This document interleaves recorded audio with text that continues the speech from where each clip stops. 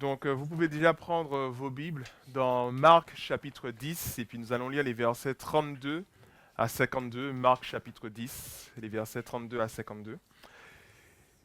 Puis ce passage est particulièrement intéressant parce que nous arrivons à la fin d'une section qui a commencé au chapitre 8. Au chapitre 8, pour la première fois, Jésus annonce à ses disciples l'objet de sa venue, à savoir justement mourir pour ceux et celles pour qui il est venu. Jésus annonce cela au chapitre 8 et il discerne que c'est le bon moment d'enseigner les disciples par rapport à sa venue lorsqu'il comprend que les disciples ont compris qu'il est le Messie.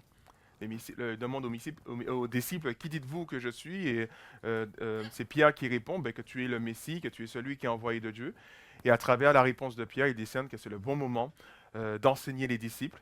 Et du chapitre 8 au chapitre 10, justement, nous allons voir Jésus qui va arrêter son ministère public et se consacrer à l'enseignement des disciples.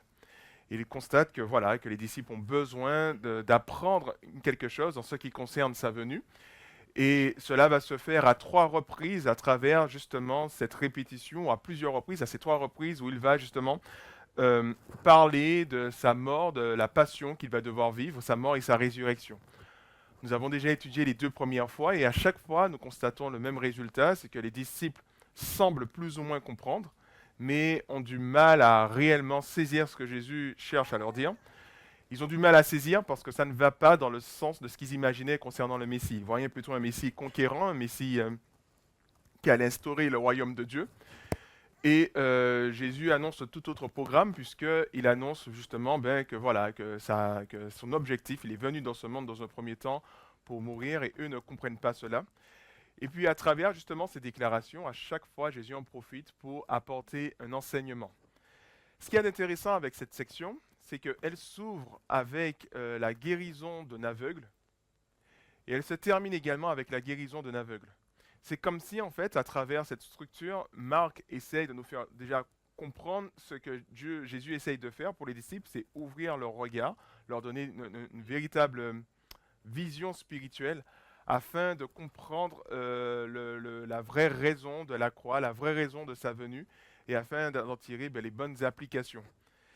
Donc on voit que la chose semble plutôt laborieuse, puisque dans la première, on voit qu'à 2 reprises, les disciples ne comprennent pas. Et puis là, nous allons voir maintenant la 3e fois où Jésus annonce sa venue. Et il semblerait que, comme la section se termine aussi avec une guérison de l'aveugle, il semblerait que les disciples commencent à discerner, à comprendre le message que Jésus cherche à leur transmettre. Alors, je vous invite justement à lire ce passage avec moi. Donc nous allons commencer par les 3 premiers versets, et puis nous allons descendre petit à petit. Donc ils étaient en route pour monter à Jérusalem.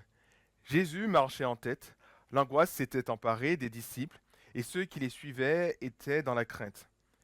Jésus prit de nouveau les 12 à part, et il se mit à leur dire ce qui allait arriver. Voici, nous montons à Jérusalem. Le Fils de l'homme y sera livré aux chefs des prêtres, aux spécialistes de la loi. Ils le condamneront à mort et le remettront entre les mains des païens. Ils se moqueront de lui cracheront au visage, le battront à coups de fouet et le mettront à mort. Puis, au bout de 3 jours, il ressuscitera. Voilà, nous retrouvons Jésus en chemin, en direction de Jérusalem. Il est résolu, il est convaincu, il est déterminé et rien ne peut l'empêcher de s'y rendre. On avait déjà vu au chapitre 8 où Pierre a essayé de dissuader Jésus, lui a dit, mais il a essayé de lui faire des remontrances quand Jésus a parlé de sa mort. Et vous avez vu comment Jésus a réagi de manière assez vive quand il lui dit, arrière de moi Satan, car tes plans ne sont pas les plans de Dieu. Et Jésus se dirige vers la direction des plans de Dieu. Donc on voit aussi l'atmosphère de tristesse dans ce passage, et cela se comprend parce que les disciples ont une idée de ce qui va se passer. Et donc du coup, il y a cette angoisse, ils sont inquiets. La foule qui suit, qui n'a pas forcément été enseignée, mais qui a peut-être pu apprendre cela par l'intermédiaire des disciples, est aussi dans la peur parce qu'il y a quelque chose qui va se passer, on n'est pas totalement sûr, mais on n'ose pas non plus poser de questions à Jésus parce que justement les disciples ont trop peur de la réponse, car ils ont trop peur de réaliser que ils avaient bien compris ce que Jésus leur disait et qu'ils vont devoir justement revoir leur plan. Ils vont devoir revoir leur plan, puisque comme je vous l'avais déjà dit précédemment, lorsque nous avons abordé, j'ai l'impression que le micro a été coupé. Non? Ah, ok, d'accord, c'est moi, c'est une impression. Lorsque nous avons abordé ce texte, nous avons vu qu'ils avaient un autre programme pour Jésus, donc Jésus qui était censé introduire le royaume éternel de Dieu sur terre, et eux, justement, ben, ils étaient bien placés pour cela. L'histoire a fait qu'ils se sont retrouvés au bon endroit, au bon moment, puisqu'ils ont croisé la route de Jésus. Ils ont vu que ce Jésus n'était pas quelqu'un de ordinaire. Ils voyaient que ce n'était pas un simple prophète. Ils ont pu discerner qu'il est finalement le Messie.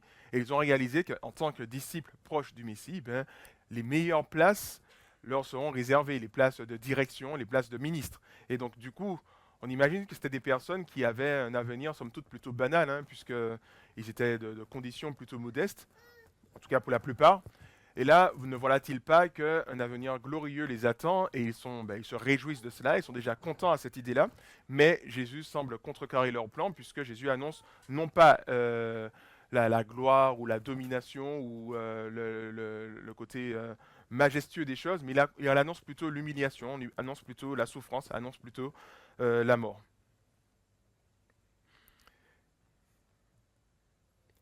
En fait, ils constatent, comme je l'ai dit, que ce projet de Jésus va à l'encontre de leur rêve de grandeur, leur rêve de domination, et ils sont vraiment dans cette inquiétude. Et je crois que cette inquiétude qu'ils vivent, ou cette angoisse, ben, c'est quelque chose que nous sommes amenés également à expérimenter tôt ou tard dans notre marche avec le Seigneur. Réaliser que nos projets ne sont pas les projets de Dieu. Réaliser que Dieu veut tout autre chose pour nous. Il nous invite peut-être à abandonner une voie que nous voulons suivre. Et eux, ils réalisent que ben, peut-être qu'ils vont devoir abandonner cette voie de grandeur, cette voie de vie extraordinaire, et pour aborder autre chose que le Seigneur a prévu pour eux. Et donc eux, ils sont dans cette tristesse, ils refusent de poser des questions. Et certainement, peut-être que vous savez de quoi je parle quand je parle du fait que l'Éternel nous pousse à revoir les choses différemment. Certainement, le Saint-Esprit vous a déjà, ou peut-être est toujours en train de vous interpeller, concernant peut-être ce que vous vivez, vos attentes vis-à-vis de Dieu, concernant peut-être une situation bien précise.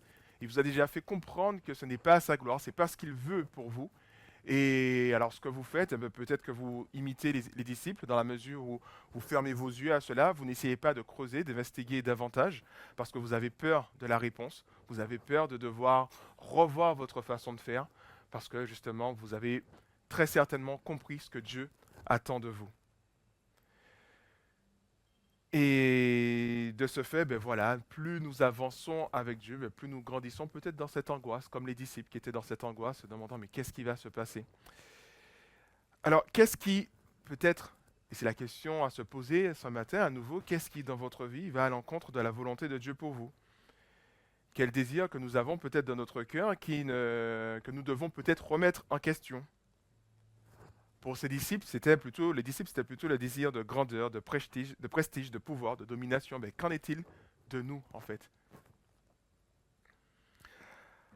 Alors Jésus, quant à lui, donne un modèle de détermination à vouloir suivre la volonté de Dieu. Donc il est sur le chemin que Dieu a tracé pour lui. Il va en direction de Jérusalem. Et c'est particulièrement intéressant de voir que lors de cette troisième annonce, il est beaucoup plus précis. Au début, c'était un peu plus obscur en fait. C'était certainement pour que les disciples puissent poser des questions, mais comme je vous l'ai dit, ils refusaient de poser des questions parce qu'ils refusaient de savoir.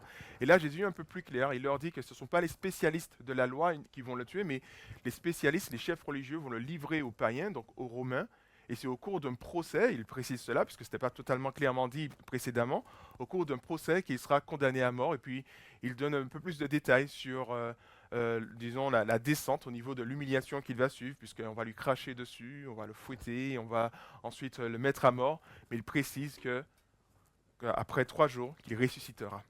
Jésus est déterminé à aller dans cette direction. Donc on voit deux façons de vivre sa marche avec Dieu. Soit on est dans l'angoisse, dans une forme de résistance, un peu comme les disciples qui refusent de comprendre, qui refusent de se laisser éclairer par Dieu alors qu'ils savent très bien ce qu'ils doivent changer chez eux.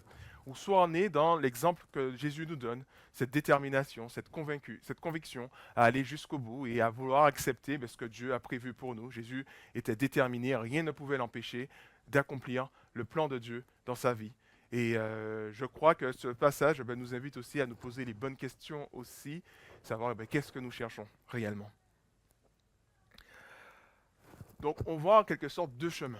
le chemin que Jésus trace en prenant la tête de ce cortège quelque part, et puis le chemin que les disciples cherchent à suivre, eux, ce chemin de gloire, de puissance, de domination. Et justement, nous allons voir dans la suite de notre texte qu'ils vont essayer justement de faire Jésus adhérer à leur voie, à ce chemin qu'ils veulent suivre. Donc je vous invite à lire les versets 35 à 44. Alors Jacques et Jean, les fils de Zébédée, s'approchèrent de Jésus et lui dirent, Maître, nous désirons que tu fasses pour nous ce que nous allons te demander. Que désirez-vous que je fasse pour vous leur demanda-t-il. Ils répondirent, accorde-nous de siéger l'un à ta droite, l'autre à ta gauche, lorsque tu seras dans la gloire. Mais Jésus leur dit, vous ne vous rendez pas compte de ce que vous demandez. Pouvez-vous boire de la coupe que je vais boire, ou passer par le baptême que j'aurai à subir? Oui, leur répondirent-ils, nous le voulons, nous le pouvons. Alors Jésus reprit, vous boirez en effet de la coupe que je vais boire, et vous subirez le baptême par lequel je vais passer. Mais quant à siéger à ma droite ou à ma gauche, il ne m'appartient pas de vous l'accorder. Ces places reviendront à ceux pour qui elles ont été préparées. En entendant cela, les 10 autres s'indignèrent contre Jacques et Jean. Alors Jésus les appela tous auprès de lui et leur dit, vous savez ce qui se passe dans les nations. Ceux que l'on considère comme les chefs politiques dominent sur leur peuple, et les grands personnages font peser leur autorité sur eux. Il ne doit pas en être ainsi parmi vous. Au contraire, si quelqu'un veut être grand parmi vous, qu'il soit votre serviteur. Et si quelqu'un veut être le premier parmi vous, qu'il soit l'esclave de tous. Car le Fils de l'homme n'est pas venu pour se faire servir, mais pour servir et donner sa vie en rançon pour beaucoup. Voilà, nous nous arrêtons là pour l'instant. C'est particulièrement intéressant de voir comment les Jacques et Jean essayent un peu de dévier de sujet, changer de sujet de conversation. Mais Jésus garde un peu quelque part le fil conducteur et arrive à ramener cela au sujet de la croix, puisque c'est comme ça qu'il conclut cet enseignement, car le Fils de l'homme n'est pas venu se faire serviteur, mais pour se faire servir, mais pour servir et donner sa vie en rançon pour beaucoup. Alors, c'est vrai que la demande de Jacques et Jean peut nous surprendre, et c'est comme un sursaut quelque part de résistance, et ils décident dans un sens où d'aller voir Jésus pour presque lui imposer leur vision des choses, ce qu'ils attendent de Jésus. Alors on imagine qu'ils se sont déjà un peu disputés entre eux, entre les disciples, pour savoir qui est le plus grand. On l'avait vu la fois précédente, et Jésus les avait déjà repris par rapport à cela. Et là, cette fois-ci, on voit qu'ils n'ont pas totalement pu comprendre cette leçon, puisqu'ils continuent encore à se disputer par rapport à cela. Et là, Jacques et Jean essayent d'être plus malins que les autres, et vont voir Jésus, et essayent de faire Jésus, justement, suivre le chemin qu'ils veulent suivre quelque part, imposer ce chemin-là. Et c'est une prière assez intéressante, puisqu'ils appellent Jésus maître, mais en même temps, ils demandent à ce maître de se soumettre à leur projet. Et ça va à l'encontre de la vision du disciple et du maître, où le disciple se soumet au maître et adhère à la vision du maître. Là, c'est le sens inverse que nous voyons. Voilà, que leur maître puisse justement accomplir leurs désirs, leurs vœux. Et c'est une prière qui peut être quelque chose qu'on retrouve bien souvent sur ceux qui sont dans cette résistance vis-à-vis de Dieu, ceux qui ne veulent pas se soumettre au plan de Dieu. Parce que pourquoi? C'est très simple. Ils pensent savoir mieux que Dieu ce qui est bon pour eux. Les disciples pensaient savoir ce qui était bon pour eux, mieux que Jésus. Et de ce fait, ils demandent à Jésus d'adhérer à leur plan. Et de la même manière aussi, nous pouvons formuler des prières justement qui peuvent sembler être empreintes de piété, de dévotion, mais en réalité, en fait, nous imposons à Dieu notre vision des choses. Et je crois que c'est intéressant justement de nous poser les bonnes questions lorsque nous prions, plutôt que de suivre l'exemple de Jean et Jacques, mais plutôt ce que Jésus, la prière que Jésus a formulée, nous l'avons chantée aussi à travers le dernier chant, où Jésus dit justement, non pas ma volonté, mais la tienne, quelque part, lorsqu'il conclut sa prière. Alors qu'il demande au Père d'éloigner de lui cette souffrance qu'il va devoir subir. Mais il finit en disant, non pas ma volonté, mais la tienne. Donc voilà, Jacques et Jean essayent de poser à Jésus leur propre chemin, plutôt que de suivre ce chemin vers Jérusalem, ce chemin de la croix. Ils veulent suivre le chemin de leur cœur. Et attention à nous aussi pour ne pas formuler des prières justement qui sont là pour imposer à Dieu notre vision des choses. Alors, ce qu'il y a d'intéressant aussi dans ce passage, c'est que Jésus ne remet pas en question leur désir de grandeur. C'est vrai qu'il demande voilà, ces places de grandeur. Et lorsque les autres disciples vont s'indigner de la demande de Jacques et Jean, Jésus ne va pas leur dire ne cherchez pas à avoir la première place, ne cherchez pas à être les plus grands. Plutôt, il leur donne une autre façon d'aspirer à cela. Il leur donne un autre chemin par rapport à cela. Et ça, c'est intéressant, c'est dans la mesure où peut-être que ce désir, voilà, de s'accomplir, ce désir d'être ambitieux dans la vie, ça ne va pas à l'encontre de la volonté de Dieu. On peut se dire qu'en tant que chrétien, on doit aspirer à rien, on doit être détaché de tout, et donc du coup, on ne s'intéresse à rien. Non, on peut avoir ce désir voilà, d'aller plus loin, de grandir, d'avoir des places importantes dans la vie. Je pense que c'est un désir légitime. Seulement, Jésus va justement recalibrer cela, redonner les meilleures d'autres motivations par rapport à cela. Jusque-là, les disciples voulaient être grands, mais pour eux-mêmes, pour leur satisfaction personnelle, pour faire comme les autres grands de ce monde, qui dominent, qui imposent leur autorité aux autres. Cette fois-ci, Jésus leur donne un autre chemin pour cela, et ce n'est pas en imposant son autorité, ce n'est pas de manière égoïste, mais c'est d'une autre manière. Et la première piste qu'il donne justement, c'est la coupe et le baptême qu'il doit subir. Est-ce que vous êtes prêt à subir cette coupe, à boire de cette coupe et à passer par le baptême par lequel je vais passer? Alors il faut comprendre que ce que Jésus dit, c'est une image qu'on retrouve tout au long de l'Ancien Testament où la coupe peut être symbole voilà, du jugement de Dieu qui intervient pour punir le péché, pour punir le mal. Et en même temps, le baptême représente aussi ce déluge, le fait d'être submergé. Donc il y a plein de passages dans l'Ancien Testament qui rappellent cette réalité, le psaume 42, Job 22, Isaïe 53. Enfin voilà, il y a énormément de passages que je peux vous partager si vous voulez, si ça vous intéresse, qui nous parlent un peu de ces images-là comme étant des interventions du jugement de Dieu. En fait, ici, il est question du chemin à suivre qui un chemin de souffrance pour celui qui veut obéir à Dieu et comment dire à Dieu dans un monde hostile à lui, un monde en rébellion. Alors, il est intéressant de voir que Pierre, qui n'avait pas très bien compris cet enseignement de Jésus, par la suite, lorsqu'il sera proche notamment de la mort, puisqu'il va écrire sa lettre de Pierre, la première épître de Pierre, euh, il va s'adresser à des chrétiens de la diaspora, des chrétiens un peu répandus dans l'Empire romain, et sa lettre est vraiment marquée par le thème de la souffrance, montrant par là que si vous décidez de marcher avec Dieu quelque part, vous vous exposez quelque part à boire cette coupe et à passer par ce baptême. Et tout au long de son épître, il nous rappelle l'exemple de Jésus, montrant que Jésus était l'innocent qui a subi la souffrance, qui a subi toutes ces difficultés, parce qu'il voulait justement faire le bien, il voulait être dans cette obéissance à Dieu. Et il invite aussi les croyants à être dans ce même état d'esprit. Et il dit aussi au chapitre 4,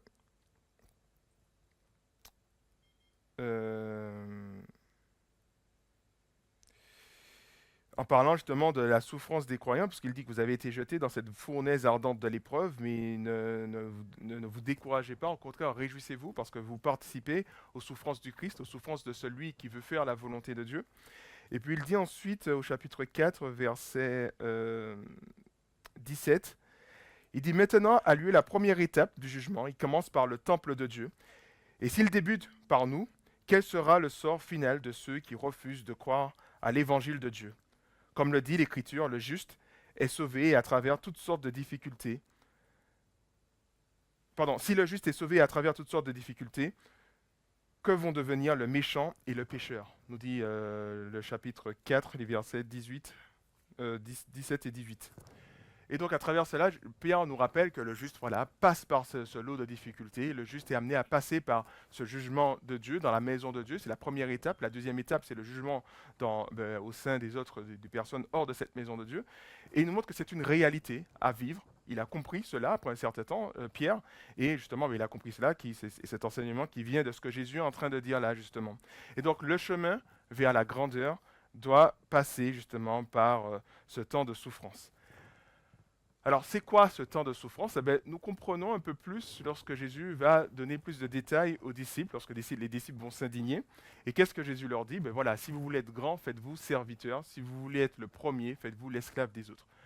On comprend par là, en fait, que ce désir de grandeur, ce désir d'excellence, ce désir de première place ne doit pas être motivé par des considérations égoïstes, centrées sur soi, pour sa satisfaction personnelle, un peu comme les dirigeants, comme les chefs politiques dans l'Empire romain ou les dirigeants, mais doit être motivé par autre chose, justement, ce désir d'être au service des autres, ce désir d'être d'abord aussi au service de Dieu. Donc nous l'avons également chanté à travers ce chant Dieu Tout-Puissant, Roi Serviteur, qui nous rappelle cette réalité que Dieu nous appelle aussi à servir.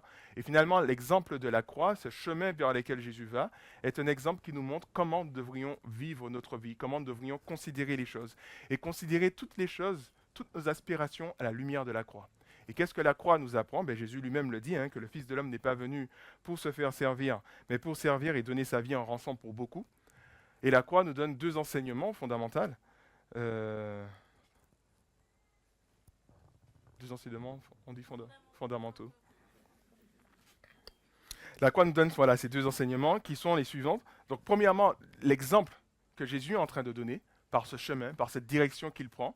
Cet exemple, c'est-à-dire le fait de se faire serviteur des uns et des autres, c'est ce qui devait être notre motivation. Serviteur de Dieu, serviteur des uns et des autres. Donc toutes nos aspirations, tout ce que nous désirons, devrait être analysé à la lumière justement de cette nouvelle façon de vivre. Une façon de vivre qui nous montre justement, que Jésus nous montre, à travers sa détermination à se rendre à la croix, sa détermination à se faire serviteur des autres. Il ne prend pas sa grandeur, il n'utilise pas sa grandeur pour se servir lui-même, il renonce à lui-même, il renonce à ses propres désirs et décide de se soumettre à la volonté de Dieu. Alors, il renonce dans un sens non, puisque sa volonté est de faire la volonté de Dieu. Il n'est pas dans cette ambivalence comme nous pouvons l'être. Mais en tout cas, il montre par là que ce n'est pas des considérations personnelles qui l'animent, mais c'est d'abord son désir de faire la volonté de Dieu, puisqu'il dit plusieurs fois qu'il faut, et à travers ce il faut, on comprend par là que c'est une obligation divine quelque part. Ça fait vraiment partie de cette mission divine, et que c'est de la volonté de Dieu. Et en même temps, de glorifier Dieu à travers son obéissance totale, et en même temps de se faire justement serviteur des uns et des autres, être une source de bénédiction pour les uns et les autres. Et puis la rançon, Jésus dit qu'il offre sa vie en rançon pour beaucoup, cela fait référence au rachat de l'esclave à l'époque, ou alors d'un prisonnier de guerre. Et nous sommes justement prisonniers de guerre, justement de nos péchés, prisonniers, esclaves de nos péchés, esclaves de la domination du diable, justement. Et Jésus est venu nous libérer de cela, libérer de ce fonctionnement égoïste, égocentrique que nous avons, pour nous tourner vers une autre façon de voir les choses, une autre façon de vivre. Et cette autre façon de vivre nous invite justement à mourir à nous-mêmes. Dans sa première déclaration, dans Marc 8, il dira, si quelqu'un veut me suivre, qu'il renonce à lui-même, il renonce à ses propres désirs, peut-être plus centrés sur lui, et qu'il me suive justement, et qu'il me donne quelque part cette première place. Et me donner cette première place revient à donner cette première place à Dieu, et revient aussi à se faire également, comme il le dit lui-même, serviteur des uns et des autres. Et ça nous invite vraiment à revoir les choses différemment, et c'est dans tout cela que se trouve la véritable souffrance, mourir à soi-même. Ça, c'est une souffrance de la vie quotidienne que nous sommes amenés à vivre chaque jour, parce que justement, nous réalisons que, et c'est Pierre aussi qui le dit dans son épître, qu'il y a de mauvais désirs qui font la guerre en nous. Et ne cédez pas à ces mauvais désirs, nous dit Pierre justement dans son épître, mais plutôt de céder à ce désir justement de faire la volonté de Dieu. Et faire la volonté de Dieu dans un monde hostile, automatiquement, cela nous expose à toutes sortes de souffrances et de difficultés. Effectivement, Jacques va mourir martyr au chapitre 12 d'Actes des Apôtres. On va l'exécuter, on va le décapiter pour la cause de l'évangile, justement, parce qu'il a décidé de ne pas plus vivre pour lui, pour ses propres intérêts de grandeur, mais pour la gloire de Dieu. Et on voit par quel chemin il est passé. Et puis effectivement, Jean, lui, ne va pas mourir décapité, mais quand même sera exilé sur une île, et il va mourir dans une situation assez triste quand même, dans des conditions assez difficiles. Et ça nous montre par là que tous les disciples sont passés par cette voie de souffrance.